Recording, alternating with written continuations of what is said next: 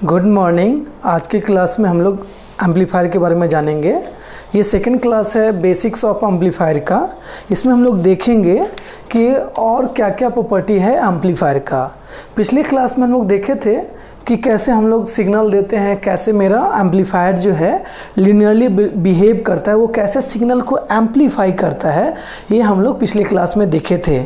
और हम लोग आज सेकंड क्लास में फिर से उसके बारे में हम लोग देखेंगे।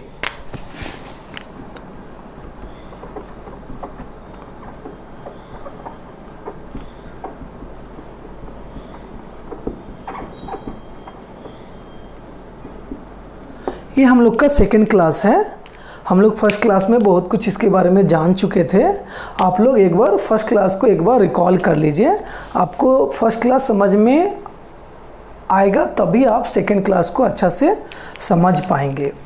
तो पिछले क्लास में हम लोग क्या देखे थे, एक बार हम लोग रिकॉल कर ले रहे हैं कि मेरे पास एक सिस्टम था जिसको हम लोग क्या कह रहे थे, एम्पलीफायर बोल रहे थे। क्या बोल रहे थे?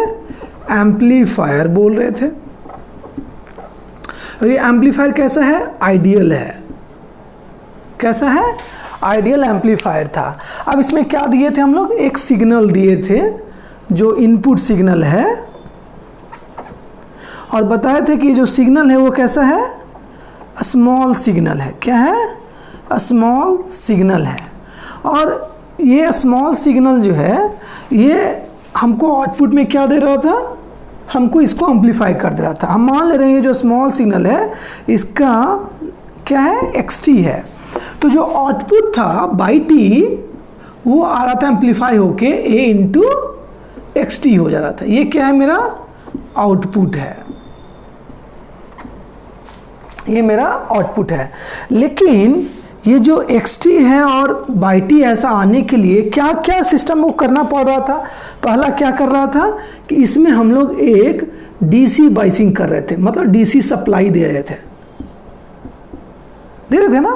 पिछले क्लास में हम लोग देखे थे कि हम सिस्टम को क्या कर रहे थे कि जो एम्पलीफायर है उसका जो मोटिव है मेरा, क्या चाहिए हमको? चाहिए क्या कि जो इनपुट सिग्नल है वो सिस्टम आउटपुट में क्या हो जाए? एम्पलीफाई हो जाए। आउटपुट में एम्पलीफाई हो जाए। तो आउटपुट में एम्पलीफाई हो गया, XT इक्वल टू क्या हो गया? A इंटू XT हो गया। लेकिन ये एम्पलीफाई करने के लिए हम लोग देखे थे सिग्नल को हम लोग स्मॉल सिग्नल दे रहे थे, क्योंकि हमको उसको लिनियरली बिहेव कराना था। अब ये जो स्मॉल सिग्नल देने से मेरा जब लिनियरली बिहेव कर रहा था, तो इसके लिए हमको क्या करना पड़ रहा था कि एम्पलीफायर को हम लोग को एक पार्टिकुलर रीजन में ऑपरेट करना पड़ा था। और वो जो पार्टिकुलर रीजन में ऑपरेट करना था जिसमें हम लोग का इंटरेस्ट है, वो कैसे अचीव कर रहे थे? DC सप्लाई से हम लोग अचीव कर रहे थे। ये DC सप्लाई का मतलब क्या है? बाइसिंग। क्या है? बाइसिंग। हम लोग क्या कर रहे थे? बाइसिंग कर रहे थे, DC बाइसिंग कर रहे थे। तो DC बाइसिंग करने से हुआ क्या? DC बाइसिंग करने से हुआ क्या कि मेरा जो एम्पलीफायर है वो एक्टिव रीजन में ऑपरेट करवाया उसको, जैसे BJT है, एक्टिव रीजन में ऑपरेट कराया। जैसे ही वो एक्टिव रीजन में ऑपरेट हुआ तो वो कैसे बिहेव किया? लीनियर बिहेव किया। तो ये हम लोग कल के क्लास में हम लोग देखे थे। पिछले क्लास में हम लोग इतना ही चीज़ को हम लोग जाने थे। आज की क्लास में हम लोग देखेंगे कि और जो प्रैक्टिकल जो एम्पलीफायर है वो कैसे बिहेव करता है। हम लोग कुछ पोर्शन पिछले क्लास में देखे थे। आज डिटेल में जानेंगे कि प्रैक्टिकल जो एम्पलीफायर है उसका प्रॉपर्टी क्या होता है और कैसे उसको आइडियली कन्वर्ट करेंगे। चूँकि हम आइडियल के बारे में बहुत अच्छा से जान चुके हैं और थोड़ा चीज़ हमको जानना है कैसे उसको हम लोग आइडियली बिहेव कराएंगे, कैसे वो अप्रोच करेगा आइडियल की ओर। ठीक है, तो इसके पहले हम लोग 1-2-3 क्वेश्चन और देखेंगे। हम लोग पिछले क्लास में कुछ क्वेश्चन देखे थे, आज की क्लास में फिर से हम कुछ क्वेश्चन से स्टार्ट करेंगे। हम लोग क्या क्वेश्चन है? अच्छा, हम लोग बताए कि जो सिग्नल है उसको क्या करना चाहिए? एम्पलीफाई करना चाहिए। जब सिग्नल एम्पलीफाई करेगा इसका मतलब वो क्या होगा? एम्पलीफायर होगा। क्या होगा? एम्पलीफाई होगा। That means power, output power greater than input power होगा, तब होगा। ये मेन कंडीशन हम लोग को है। अब ये क्वेश्चन इसमें रेज हो रहा है। क्वेश्चन ये है कि बताइए सपोज कोई सर्किट है जिसमें हम कह रहे हैं कि उसका वोल्टेज एम्पलीफाई कर जा रहा है। क्या कर जा रहा है? वोल्टेज एम्पलीफाई कर रहा है। तो बताइए क्या वो वोल्टेज एम्पलीफायर होगा? कोई सिस्टम है, कोई सर्किट है जिसका वोल्टेज क्या कर जा रहा है? एम्पलीफाई कर जा रहा है, तो क्या उसको हम लोग वोल्टेज एम्पलीफायर कहेंगे? सिमिलरली सपोज कोई सर्किट है, कोई सिस्टम है जिसमें हम कह रहे हैं कि वो करंट एम्पलीफाई कर दे रहा है, तो क्या उसको करंट एम्पलीफायर कहेंगे? मतलब क्वेश्चन 1 है कि कोई सर्किट है या सिस्टम है जिसमें क्या हो रहा है? वोल्टेज एम्पलीफाई हो रहा है। क्या हो रहा है? वोल्टेज एम्पलीफाई हो जा रहा है। तो क्या ये वोल्टेज एम्पलीफायर है?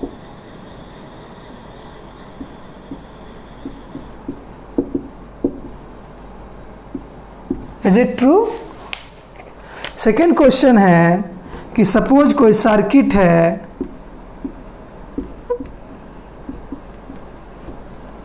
उसमें करंट एम्पलीफाई कर जा रहा है आउटपुट में,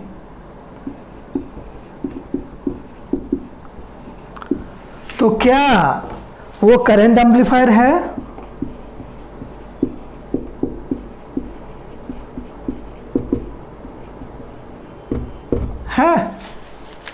देखिए हम लोग बेसिक पिछले क्लास में देखे थे, तो अब हम लोग को रिलेट कर सकते हैं, अब समझ सकते हैं कि क्या उसको कहना चाहिए कि नहीं कहना चाहिए। तो देखते हैं इसका आंसर क्या होगा, और आप लोग को समझ में आना चाहिए, खुद से समझ में आना चाहिए एम्पलीफायर होगा कि नहीं होगा। हम लोग फर्स्ट क्लास में इसको अच्छे से देख चुके हैं। तो देखते हैं इसका मतलब बेसिक क्वेश्चन क्या है कि यदि वो वोल्टेज एम्पलीफाई करता है तो क्या वो system amplifier, that means voltage amplifier होगा या नहीं होगा। यदि वो सर्किट जो है, वो जो सिस्टम है, यदि करंट को एम्पलीफाई किया तो क्या वो करंट एम्पलीफायर होगा। चलिए देखते हैं। हम लोग बोले आपको कि एम्पलीफायर का मतलब पावर को क्या करना? बूस्ट करना, पावर को बूस्ट करना, पावर को एम्पलीफाई करना। दैट मीन्स एम्पलीफायर का यदि एक टर्म में एक कंडीशन में आप डिफाइन करना चाहेंगे तो वो condition always P0 greater than Pi है। This is the condition for amplifier, this is the condition. ये कंडीशन है एम्पलीफायर होने का। ये कंडीशन किसका है? एम्पलीफायर होने का। लेकिन एक बात ये भी जानिए, कोई सिस्टम में आप आउटपुट पावर बढ़ा दे रहे हैं, इनपुट पावर कम होके, ऐसा कुछ है नहीं। एनर्जी हमेशा क्या होता है? कंजर्व होता है। एनर्जी हमेशा सिस्टम में क्या होता है? कंजर्व होता है। तो ये आउटपुट पावर ज़्यादा क्यों हो जा रहा है? क्योंकि इनपुट में तो सिग्नल दे रहे हैं जिसका आउटपुट बढ़ जा रहा है, लेकिन जो सोर्स ऑफ एनर्जी है वहाँ डीसी सप्लाई भी है, और उसी डीसी सप्लाई के कारण मेरा सिस्टम में आउटपुट पावर क्या कर जा रहा है? बढ़ जा रहा है। आउटपुट पावर क्या कर जा रहा है? बढ़ जा रहा है। क्योंकि आप जो सिस्टम में है एनर्जी कभी आप घटा बढ़ा नहीं सकते हैं, वो हमेशा एनर्जी क्या है? कंजर्व होता है। उसका एक फॉर्म से दूसरे फॉर्म में क्या होता है?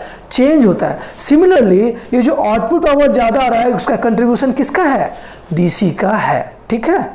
अब देखिए मेरा क्वेश्चन वो नहीं है, मेरा क्वेश्चन ये है क्या वोल्टेज एम्पलीफाई करेगा कोई सर्किट तो उसको वोल्टेज एम्पलीफायर कहेंगे? क्या कोई सर्किट करंट एम्पलीफाई करेगा तो क्या उसको करंट एम्पलीफायर कहेंगे? इसको हम लोग यहाँ फाइंड आउट करते हैं। तो देखिए अच्छा से ये जो एक्सप्रेशन आप लिखे हैं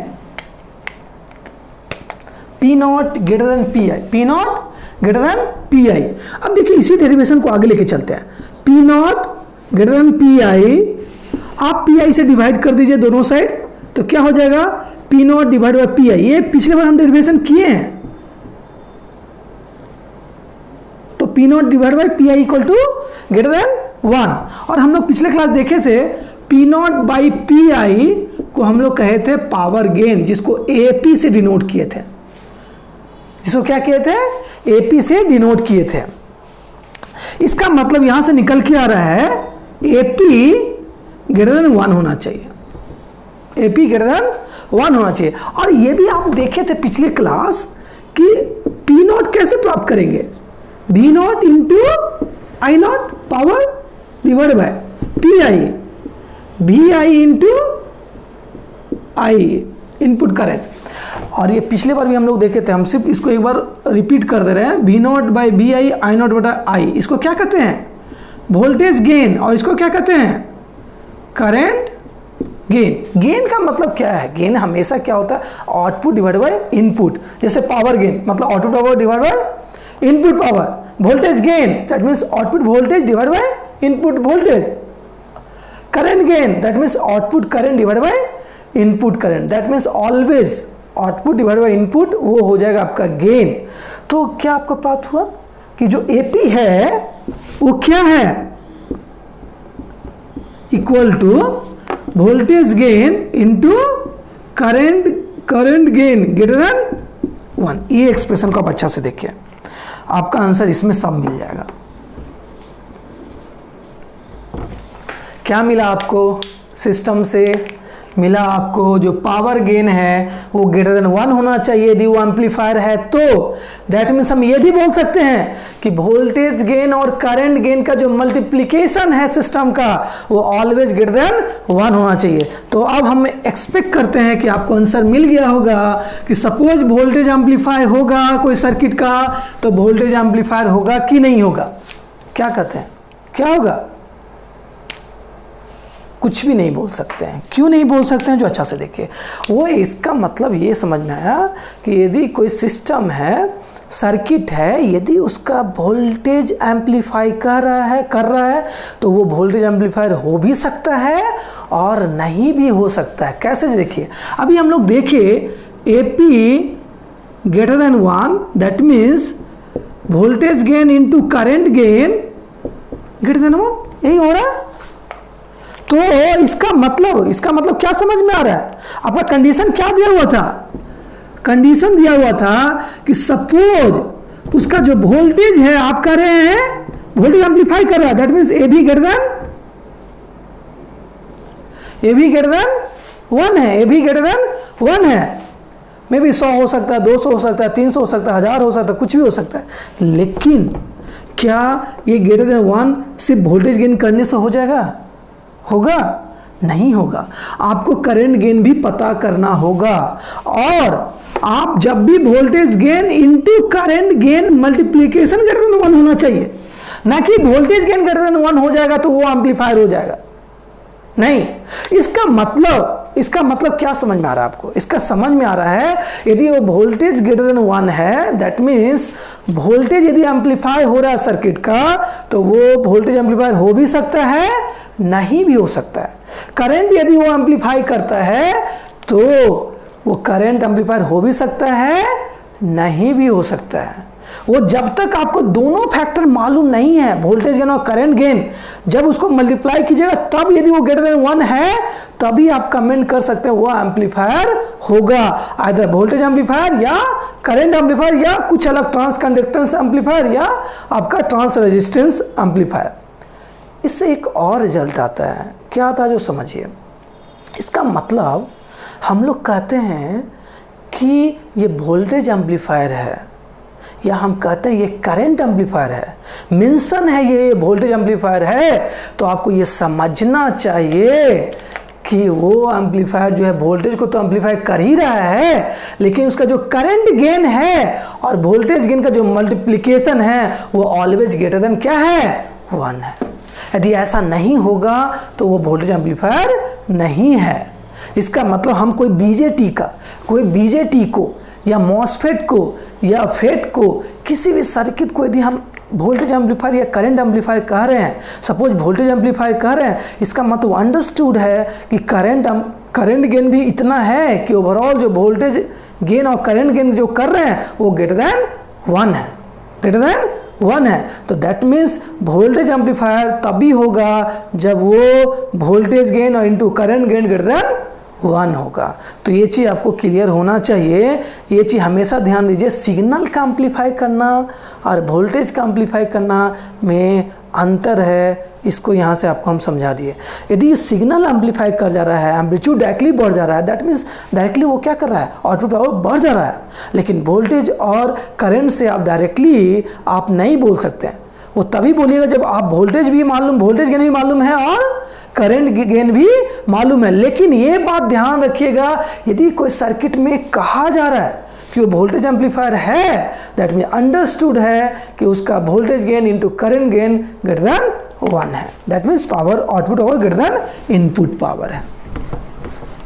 चलिए, ये समझ में आ गया आप लोग को। ये बेसिक्स है, ये एकदम समझ में आपको आना चाहिए कि एम्पलीफायर क्या होता है, ठीक है ना। आप वोल्टेज एम्पलीफायर समझ मेरे सुन रहे हैं, वोल्टेज एम्पलीफायर, करंट एम्पलीफायर, लेकिन आप लोग मिसलीड कर लेते हैं। आप समझते नहीं एक्चुअली उसका मीनिंग क्या होता है। तो अब हमको समझ में आ रहा होगा आपको, आप इतना बिलीव है कि लग रहा है आपको अब समझ में आया होगा कि बेसिक्स क्या कहता है। आपको सब्जेक्ट को कोरिलेट करना होगा।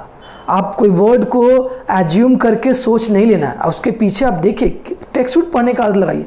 टेक्स्ट बुक से अच्छा कुछ नहीं है, बुक हमेशा पढ़िए आप, ठीक है ना। बुक यदि आप एक बार आपको हैबिट हो जाएगा ना, तो आपके पास नॉलेज सही होगा, लेकिन आप बुक सही पिक कीजिएगा, ठीक है। अब यहाँ देखते हैं हम लोग कि प्रैक्टिकल एम्पलीफायर के बारे में कुछ जानेंगे अभी हम।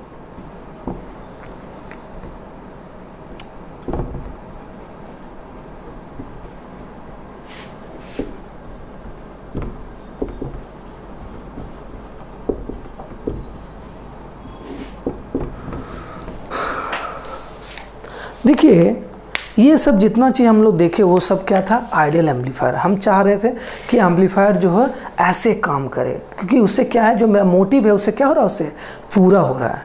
और अभी हम लोग देखेंगे कि प्रैक्टिकल एम्पलीफायर में क्या होता है और कैसे हम आइडियल एम्पलीफायर की ओर उसको ले जा सकते हैं, क्या किया जाए ताकि उसको आइडियल जैसा बिहेव कराएंगे। बहुत कुछ हम लोग देख चुके हैं, सिर्फ अभी ओवरव्यू करेंगे कैसे वो काम करेगा। अब देखिए, ये मान लेते हैं रियल एम्पलीफायर है,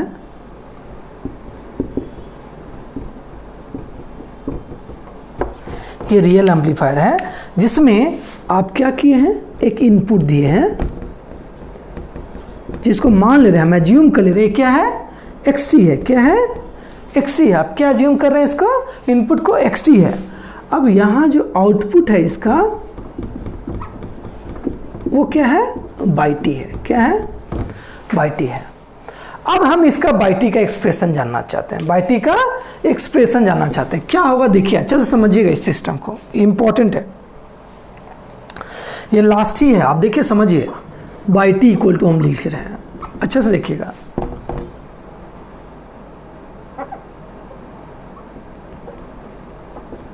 ये कौन सा एम्पलीफायर है, रियल एम्पलीफायर। जो हम लोग प्रैक्टिकल एम्पलीफायर जिसको बोल रहे हैं, वो रियल एम्पलीफायर का ये एक्सप्रेशन है। जो इक्वेशन है, एक्सप्रेशन है, वो किसका है, रियल एम्पलीफायर का है जी। अब इसमें क्या हो रहा है, हम लोग भी ऑफसेट प्लस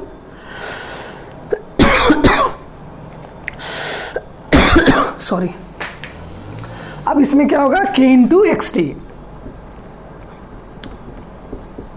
प्लस इसको K0 ले लीजिए, K1 इंटू XT का whole square plus K2 into XT का होल क्यू, ऐसे ऐसे चलता जाएगा।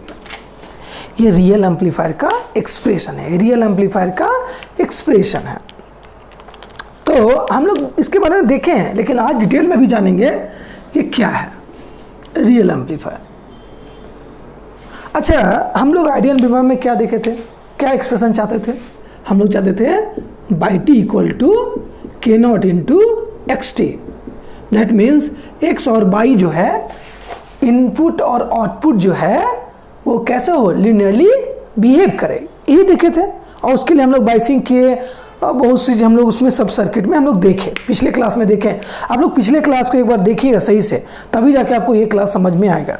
तो कंटेंट को आप रिवाइज कर लीजिएगा। अब इसमें जो है Y T equal to XT है। अब देखिए, अब ये जो एक्सप्रेशन है मेरा, यहाँ जो बाई टी है, वो जो आपको जो आइडियल चाहिए था वो मिल रहा है। कहाँ दिखे तो अच्छे से, ये है। और ये मेरा नॉन लीनियर है, क्योंकि ये क्या हो जा रहा है, स्क्वायर हो जा रहा है, क्यू हो जा रहा है। तो ये टर्म तो हमको एकदम नहीं चाहिए। नहीं चाहिए इसका मतलब क्या करना होगा आपको, कि जो K1 है, K2 है, सिमिलर K3 होगा, ये सब आपको क्या चाहिए, K1, K2, K3, K4 so on, सब क्या चाहिए आपको, सब जीरो चाहिए आपको। सबको क्या करना है, सबको क्या करना है, आपको जीरो करना है। सबको क्या करना है, जीरो करना है। और ये जीरो कैसे होगा आपको बताए हैं। एक तो सिग्नल को क्या करना होगा, आपको स्मॉल सिग्नल लिए थे, दूसरा कि बाइसिंग, प्रॉपर बाइसिंग करना है ताकि एक पार्टिकुलर रीजन में क्या करे, वो ऑपरेट करे, एक पार्टिकुलर रीजन में क्या करे, ऑपरेट करे। और वो पार्टिकुलर रीजन बीजेटी के लिए क्या है, एक्टिव रीजन। क्या है, एक्टिव रीजन। तो हमको क्या करना है कि एक प्रॉपर डिजाइनिंग करना होगा। प्रॉपर डिजाइनिंग करके that means region of operation fix करके हम लोग क्या करेंगे, उसको एक्टिव रीजन में ऑपरेट करके ये जो नॉन लीनियर टर्म है वो क्या हो जाएगा, कैंसिल आउट हो जाएगा और K1 K2 क्या हो जाएगा, जीरो हो जाएगा। तो ये हम लोग पिछले क्लास में देखे थे कैसे किए थे। लेकिन इसमें एक टर्म आ रहा है भी ऑफसेट, भी ऑफसेट। इसका मतलब जब ये जीरो हो गया तो बचा क्या आपका एक्सप्रेशन में, अब ये तो जीरो हो गया, कैसे जीरो किए, बाइसिंग करके। कैसे किए, बाइसिंग करके ये टर्म को क्या कर लिए, जीरो कर दिए। हम लोग पिछले क्लास में देखे हैं, डिटेल में हम लोग जाने उस पर। अभी हम आगे देखते हैं। अब देखिए बाई टी इक्वल टू क्या है आपका, B offset plus K0 into XT। B offset plus K0 into XT। अब देखिए ये जो भी ऑफसेट K0 प्लस XT है, फिर से हम लोग को तो यही चाहिए। अब ये कैसे होगा, ये भी ऑफसेट जो है कहाँ से आया है और कैसे, इसका मतलब क्या है, भी ऑफसेट होता क्या है, तो देखते हैं इसमें।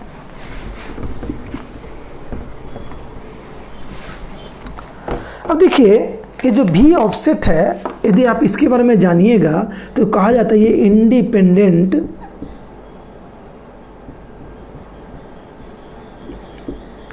इंडिपेंडेंट ऑफ, ये वोल्टेज होता है, जो इनपुट वोल्टेज है उससे क्या है, इंडिपेंडेंट है। ये सिग्नल से, इनपुट सिग्नल से कोई इसका लिंक नहीं है, ठीक है। तो ये ऑफसेट वोल्टेज आ कहाँ से रहा है, इसको समझेंगे। ऑफसेट वोल्टेज आ कैसे रहा है सिस्टम में, तो देखिए कैसे आ रहा है, जो हम लोग यहाँ पे भी देखेंगे। अभी हम लोग जाने क्या, ऑफसेट वोल्टेज उसी हटाना हमको है। अब ऑफसेट वोल्टेज को हटाना है तो कैसे हटाएंगे ये जो देखेंगे। लेकिन इसके पहले एक चीज़ और देखेंगे कि जो मेरा जो सिग्नल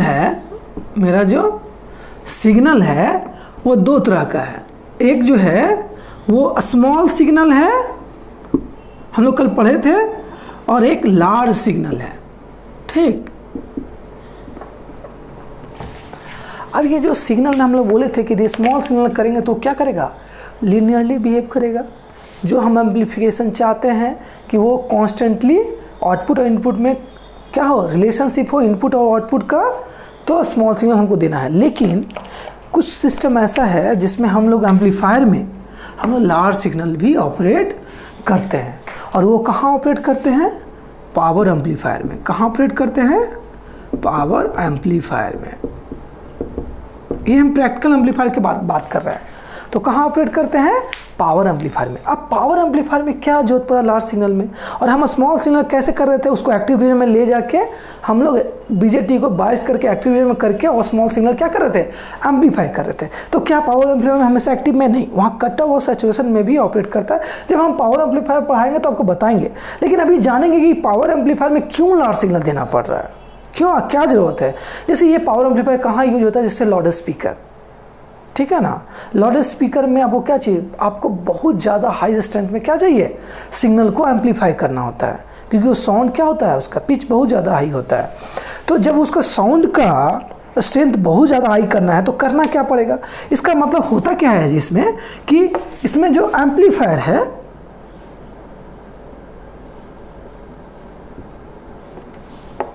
तो एक तो एम्पलीफायर है, ये 1 लिख देते हैं, ये एम्पलीफायर 2। तो ये जो एम्पलीफायर 1 है ये मे बी वोल्टेज एम्पलीफायर होगा, वोल्टेज एम्पलीफायर होगा। और ये जो एम्पलीफायर 2 है ये क्या होगा, पावर एम्पलीफायर होगा। क्या होगा, पावर एम्पलीफायर होगा। समझ में आ रहा है? क्यों? क्योंकि आपको अब वहाँ पे सिग्नल स्मॉल देने से जितना जिस रेंज में उसका एम्पलीफाई करना चाहते नहीं होगा, तो आपको पहले सिग्नल को एम्पलीफाई करके अगेन सिस्टम में लार्ज सिग्नल बना के उसको क्या करना होगा? एम्पलीफाई करना होगा। क्या करना होगा? एम्पलीफाई करना होगा। और वो कैसे कट ऑफ सिचुएशन में होता है वहाँ पे हम आपको बताएंगे। लेकिन ये जो पावर एम्पलीफायर है उसमें पहले वोल्टेज एम्पलीफायर लगा के हम सिग्नल को स्मॉल से लार्ज किए और लार्ज से फिर वो और जितना इन्हांस आप करना चाहते हैं वो इन्हांस करते हैं। अब ये तो हुआ सिग्नल कैसे हम लोग रियल एम्पलीफायर में कैसे यूज करते हैं, और पावर एम्पलीफायर में क्यों लार्ज सिग्नल यूज होता है वो आपको हम बता दिए। अभी हम लोग देखेंगे कि ऑफसेट वोल्टेज के बारे में, कि ऑफसेट वोल्टेज कैसे काम करता है। यहाँ आपको सब समझ में आ जाएगा। ये देखिए V0 है और ये मेरा VI है। आप बोले हैं एम्पलीफायर है, इसका मतलब V0 और VI कैसे लिंक होगा, कैसे रिलेटेड होगा? लीनियर होगा। तो लीनियर हम बना देते हैं। देखिए ये लीनियर बन गया, ये लीनियर हो गया, ठीक है। अब देखिए ये लीनियर हम बना लिए। अब आफ्टर सम आप इसके बाद आप VI बढ़ाइएगा तो वो सैचुरेट कर जाए, उसके बाद सिग्नल आपका बढ़ेगा नहीं, स्ट्रेंथ बढ़ेगा नहीं। तो ये मैक्सिमम आपका इसका जो एम्पलीफिकेशन है यहाँ होगा, सैचुरेशन से ज़्यादा वैल्यू आपका नहीं बढ़ेगा। इसका मतलब जो हमको लीनियरिटी, जो हमको इंटरेस्ट था वो ये रीजन इंटरेस्ट है लीनियर का। और आप क्या पढ़े थे कि जो V0 है equal to K into VI, ये बाई टी हो गया, ये XT हो गया। इसका मतलब D V0 divided by D VI equal to क्या हो गया? K, जो कि देखिए K है। इसका मतलब इसको क्या लिख सकते हैं? D V0 divided by D VI equal to K, equal to K आ रहा है, जो कि लीनियर है। जो क्या है? लीनियर है।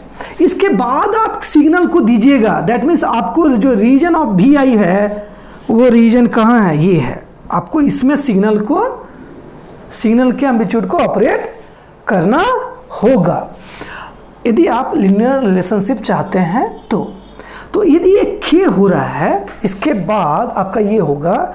लेकिन यहाँ अच्छा से देखिए, इस पॉइंट को देखिए, ठीक है। इसमें एक और सिग्नल बना रहे हैं हम,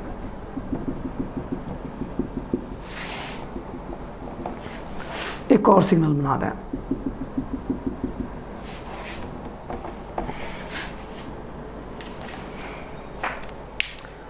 और यही जो सिग्नल है जी, ये वाला, यही है ऑफसेट वोल्टेज, ठीक है। इसी को कहते हैं ऑफसेट। ये पॉजिटिव और ये निगेटिव। तो ये प्लस V ऑफसेट और इसका माइनस V ऑफसेट। अब आपको समझ में आ रहा होगा कि ऑफसेट वोल्टेज होता क्या है। तो हम पहले बोले थे ऑफसेट वोल्टेज क्या है। ऑफसेट वोल्टेज जो है उसमें क्या होता है, सिग्नल जो है मेरा जो आउटपुट है उसमें एक कांस्टेंट वैल्यू आ जा रहा है, और ये क्या है, इंडिपेंडेंट ऑफ इनपुट वोल्टेज है। इंडिपेंडेंट ऑफ इनपुट वोल्टेज है, इनपुट सिग्नल से कोई डिपेंड नहीं है। इसका मतलब ये सिस्टम जनरेटेड है, सिस्टम में हम सही से कुछ ऐसा कर रहे हैं ताकि वो ऑफसेट वोल्टेज आ रहा है। तो ये डिजाइन जब मैन्युफैक्चरर है, जब डिजाइन इसको किया जाता है तो पार्टिकुलर ये चीज़ को बहुत ज़्यादा ध्यान दिया जाता है सिस्टम में ऑफसेट वोल्टेज ना आए, क्योंकि हमको वो ओरिजिन से पास करना है, ना कि ओरिजिन से इधर या उधर करने से क्या होगा, हमको ऑफसेट वोल्टेज आ जाएगा। अब ये हम लोग ओपैम्प में देखे हैं कैसे होता है, जो देखिए हम यहाँ समझा रहे हैं आपको कि ये मान लेते ओपैम्प है, हम वहाँ भी आप ऑफसेट वोल्टेज सुने हैं। तो क्या हो रहा है, ये ओपैम्प है, इसका आउटपुट बाई है, ये XT है। होना क्या चाहिए कि मान लेते XT 0 है तो बाई टी भी क्या होना चाहिए, 0, जो कि यहाँ पे है। यदि इनपुट 0 है तो आउटपुट भी क्या है, 0 है। तो इसको कहेंगे कोई दिक्कत नहीं है, कोई प्रॉब्लम नहीं है। लेकिन जैसे इनपुट 0 है और आउटपुट में कुछ भी वोल्टेज आ रहा है, इसी को करें ऑफसेट वोल्टेज। इसका मतलब कि कोई सिग्नल बिना दिए आपका आउटपुट में वोल्टेज हमेशा एक कांस्टेंट रहा है। यही है क्या है, ऑफसेट वोल्टेज। ये क्या है, ऑफसेट वोल्टेज है। क्या है, ऑफसेट वोल्टेज है। और इसको आपको चाहिए, नहीं चाहिए। मतलब सिस्टम को आप सिग्नल भी ना दे, कुछ भी नहीं दे, और वो एक आउटपुट पार्टिकुलर एक कांस्टेंट आउटपुट दे, कुछ चाहेगा, नहीं चाहेगा। तो आपको इसको हटाना है। अब एक बात उठता है कि ये ऑफसेट वोल्टेज कैसे हटेगा, ये तो इनपुट पे भी, इनपुट सिग्नल पे भी डिपेंड नहीं कर रहा है, नहीं कर रहा है। तो कैसे हटेगा, इसका जो आपको हटाना है, ये पार्टिकुलर जो क्वेसेंट पॉइंट है, आप जो बाइसिंग कर रहे हैं तो क्वेसेंट ऐसे करना है कि उसमें कोई ऑफसेट वोल्टेज नहीं रहे। तो पार्टिकुलरली ये डिज़ाइन जब हम लोग इसको करते हैं, तो जब बाइसिंग हम लोग कर रहे हैं, जो रीजन ऑफ ऑपरेशन है, जो क्वेसेंट पॉइंट है, पार्टिकुलर उसको ऐसे फिक्स करते हैं कि उसमें कोई भी ऑफसेट वोल्टेज सिस्टम में नहीं रहे। तो ये आपका बेसिक एम्पलीफायर था। एम्पलीफायर के बेसिक्स को हम 2 क्लास में आपको कवर किए हैं, और एज्यूम कर रहे हैं कि आपको बेसिक समझ में आया होगा, ठीक है ना। तो एम्पलीफायर अब आगे हम लोग देखेंगे, नेक्स्ट क्लास में हम लोग टाइप ऑफ एम्पलीफायर के बारे में जानेंगे, डिफरेंट टाइप ऑफ एम्पलीफायर क्या होता है। लेकिन आगे आप कुछ भी जानिए, यदि बेसिक्स नहीं समझिएगा तो सिस्टम के बारे में आपको इंटरेस्ट नहीं होगा। इतना जानने से आपको समझ में अब आएगा कि एम्पलीफायर होता क्या और करता क्या है, और पार्टिकुलरली आगे की क्लास जितना भी करेंगे तो फंक्शन तो बेसिकली यही होगा, हमको तो यही अचीव करना है। अब उसमें हम मॉडल अलग अलग बनाएंगे। तो कल के क्लास में हम लोग देखेंगे कि टाइप्स ऑफ एम्पलीफायर क्या होता है, कैसे वो फंक्शन करता है, और मेरा जो सिस्टम है बीजेटी मॉसफेट है वो कैसे ऑपरेट होता है। Thank you so much.